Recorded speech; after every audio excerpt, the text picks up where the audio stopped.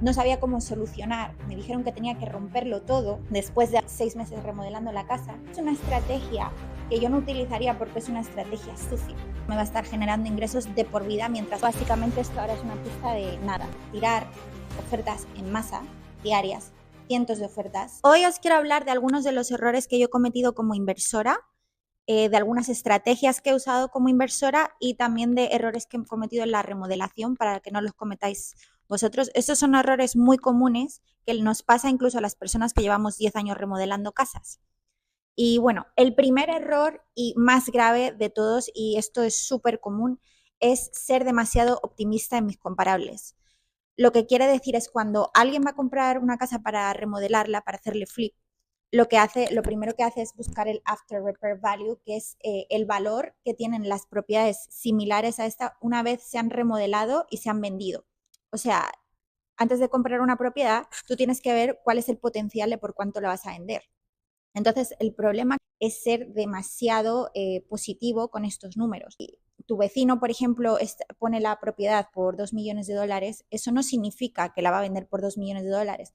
Lo único que cuentan son los comparables reales, que son las propiedades que se han vendido, y ojo, las propiedades que se han vendido parecidas a la tuya y no las mejores. El appraiser, porque el appraisal es una herramienta súper importante, o sea, sin esto no hay nada que hacer, ni la puedes vender, ni la puedes refinanciar, ni puedes hacer nada.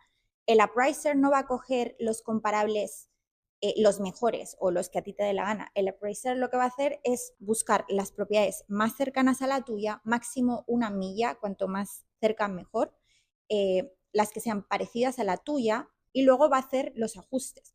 Va a coger casas de un square feet parecido, de un año parecido, y luego le va a hacer los ajustes pertinentes, luego si tiene más baños o menos baños, si tiene más square feet, menos square feet, si tiene piscina.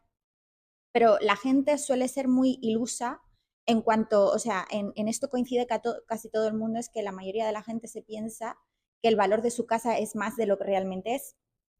Entonces no caigas en esto. Y luego, por ejemplo, cuando el appraiser no mira en el appraisal de tu casa si, por ejemplo, la encimera de tu cocina es de mármol. Eso no le interesa al appraiser. Lo que le importa es si, por ejemplo, has remodelado las ventanas, si le has cambiado el techo, si has hecho el suelo, pero no le importa qué suelo has puesto, no le importa si tienes una casa de diseñador de materiales de lo mejor o si tienes lo más cheap. Él no va a hacer diferencia en eso. Creo que hay 6 tipos de categorías en los que ellos categorizan como nueva, casi nueva, o sea, hay varios tipos de categorías, y hay cosas en las que tú vas a gastar dinero que, bueno, pueden añadir valor emocional para un comprador de lujo, pero nunca para el appraisal. Otro error que yo he estado cometiendo hasta ahora como inversora, hasta hace muy poquito lo estaba haciendo, y bueno, y he cambiado de manera de proceder simplemente porque también yo a veces soy compradora y a veces soy vendedora, y al ser vendedora mi psicología cambia y veo, o sea, lo que estoy haciendo mal, ¿no?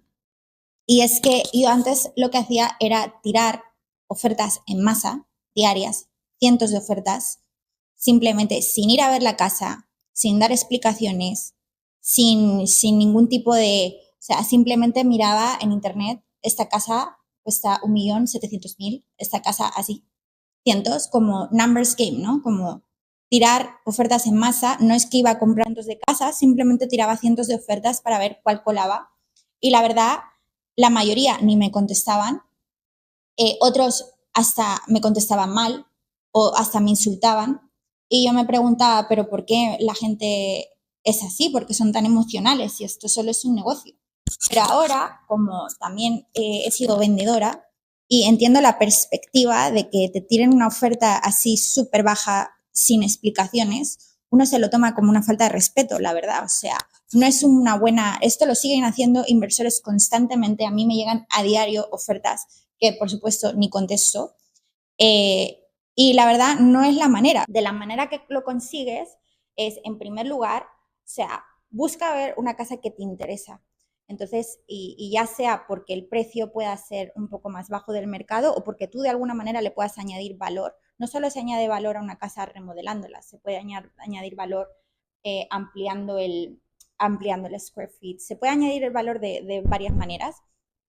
Entonces, busca una casa que te interese y moléstate en ir a verla, crea una relación con el agente, moléstate en llamarle, en conocerle, en hablar, y habla siempre como desde la humildad, o sea, como no seas, es súper grosero, la verdad, coger y mandar, tirar una oferta, un ball offer, se le llama así, como desde la perspectiva de vendedora, cuando me hacen a mí eso, la verdad, no me gusta. Es mejor, o sea, no digo que pagues de más por una casa, ni mucho menos, pero que seas más respetuoso y des una explicación, como por ejemplo, no sé, a mí, mira, la verdad, me encanta esta casa, pero el banco a mí me ha aprobado para esto, los números solo me hacen sentido, tu casa es hermosa, tiene muchísimo potencial, me encantaría, y por supuesto, ir a ver la casa y hacerlo desde otra perspectiva, como desde la humildad, o sea, como siendo más amable, como tener cortesía, tener, ¿cómo se dice?, tener consideración, ¿no? Otra cosa, por ejemplo, que a mí me han hecho es venir a un open house de una casa que yo estoy vendiendo y para tratar de regatearme el precio, ponerse a criticar la casa o ponerse a decir, no, porque las remodelaciones son súper feas y tal. Nunca, nunca, nunca en la vida vas a conseguir un buen deal insultando al dueño de la casa. Jamás en la vida, porque le estás tocando en el ego. O sea, ¿cómo te vas a poner? O sea, nunca vas a conseguir una rebaja poniéndote a decir que hay cosas, que la casa es fea o que no te gustan cosas de la casa, así lo sea. Ponerte en la piel del vendedor y pensar, tú ¿qué oferta tú aceptarías? ¿De qué persona? De una persona que te dice, tu casa es horrible, no vale esto, y por eso te estoy ofreciendo esta porquería. O de otra persona que te dice, tu casa es espectacular, tiene un potencial increíble.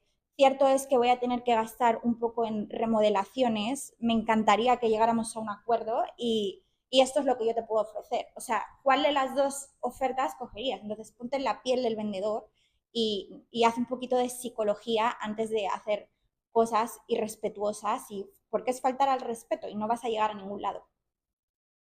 Otra cosa que en lo particular no hago yo, pero si tú estás haciendo esto, te recomiendo que no lo hagas. Esta es una estrategia muy común. Pone una oferta full price. Un inversor encuentra una propiedad y pone una oferta full price. El inversor sabe ya de antemano que no te va a pagar full price por la casa. Simplemente está comprando tiempo. Entonces te pone unos tiempos de contingencies, te pone como, no sé, 15 días o hasta 20 días para hacer las inspecciones, alarga el tiempo, trata de crearte desesperación, alarga todo lo posible y cuando ya llega el día en el que él puede cancelar por algún motivo, te tira el ball offer, como, a lo mejor te puse una oferta por 1.000.000, pero no, ahora quiero la casa por 800.000. Entonces, lo que consiguen con esto, a veces cuando les sale, es crear frustración en el vendedor, que está en personas que están desesperadas por vender y ya escogen coger la oferta simplemente por desesperación, pero la intención inicial del inversor nunca fue pagarte la oferta que te puso, siempre fue pagar menos. Entonces, esta es una estrategia que yo no utilizaría porque es una estrategia sucia. Entonces, todo lo que tú hagas con una intención, o sea, toda interacción que tú hagas con otra persona en la que la otra persona sale perdiendo, eso al final, aunque hoy te salga bien, en un futuro va a salir mal. Porque la intención, o sea, nunca debes hacer una transacción en la que tú dañas a otra persona o te aprovechas de la situación de otra persona. Tienes que ser upfront. O sea, no te digo que después de las inspecciones, si la casa tiene algunas cosas mal, puedas pedir algunas rebajas. Eso es común, eso es lo normal. Pero no hacerlo de manera intencionada, porque seguramente lo que va a pasar es que aunque hoy cierres un buen deal y compres una propiedad, primero te vas a crear un mal nombre, pero segundo, la vida te lo va a devolver de alguna manera, luego te va a pasar algo en esa casa, con esa casa no vas a tener éxito, porque en lugar de hacer una transacción en la que los dos habéis ganado, que es como debería ser, las dos personas, no hace falta dañar a otros para que tú ganes, podéis ganar los dos. Entonces, como tú has hecho una transacción en la que te has aprovechado de la desesperación de otra persona, de alguna manera se te va a devolver y eso al final no te va a salir bien. Esa es mi teoría. Otro error que cometí es subestimar cuánto yo iba a gastar en las remodelaciones. Esto de nuevo es un error súper común, pero en este caso básicamente duplicó el budget que yo tenía pensado inicialmente. Y el motivo es porque aunque yo ya he remodelado muchas casas, nunca había remodelado una casa con un backyard tan grande. Esta casa tiene como medio acre casi de terreno. Y bueno, a mí me fascina la idea de comprar casas con terreno porque estoy comprando no solo una propiedad, estoy comprando tierra y tiene miles de posibilidades, pero el problema es que ese backyard tiene que quedar bien. Esto era todo pasto quemado cuando empecé a pedir presupuestos. Bueno, el presupuesto que me dieron para poner pasto real era tan elevado porque aparte tenía que poner un sistema de sprinkles que pensé que no merecía la pena, aparte es posible que no crezca bien porque estos árboles dan mucha sombra, así que decidí poner pasto artificial. Solo esto sin contar con el front y sin contar con todas estas plantas me costó como $30,000. Entonces, la verdad que quedó súper bien y eso es lo que a día de hoy me está alquilando la casa, pero la verdad yo pagué muchísimo, pagué de más y además pagué de más y no por lo mejor, porque luego ya investigando un poquito más me he dado cuenta que hay otros pastos como de una calidad que tiene como ramitas amarillas, que se ve más natural. O sea, jamás en la vida volvería a poner, no digo que no volvería a poner pasto artificial, pero no este de tan mala calidad y no tan caro. Buscaría otra empresa. Uno tiene que pedir siempre varios presupuestos. Otro error de lo peor que hice en esta casa, que no me di cuenta hasta que ya tenía un inquilino que me la había alquilado por el doble de lo que yo estaba pagando de mortgage, es remodelar toda la casa, remodelar todos los baños y en fin, hacer toda la casa sin saber cuál era el estado de la plomería. Porque cuando tú haces una inspección, que esto es imprescindible que lo hagas cuando vas a comprar una casa, pues simplemente van a abrir el grifo, pero ellos no saben cuál es el estado de la plomería. Tú no vas a saber eso hasta que no estés, de hecho, utilizando la casa. Entonces tienes que usar el baño, tienes que utilizar las duchas, tienes que utilizar todo. Y bueno, en este caso, algo que yo no sabía es que esta casa tenía castor iron. Entonces, después de remodelar todos los baños, después de remodelar toda la casa, ya teniendo un inquilino dentro, empezó a usar la ducha y el agua se salía por el toilet. Llamé a 500,000 plumbers, cada uno cobrándome uno $1,000, otro $2,000. No sabía cómo solucionar. Me dijeron que tenía que romperlo todo después de haber estado aquí 6 meses remodelando la casa.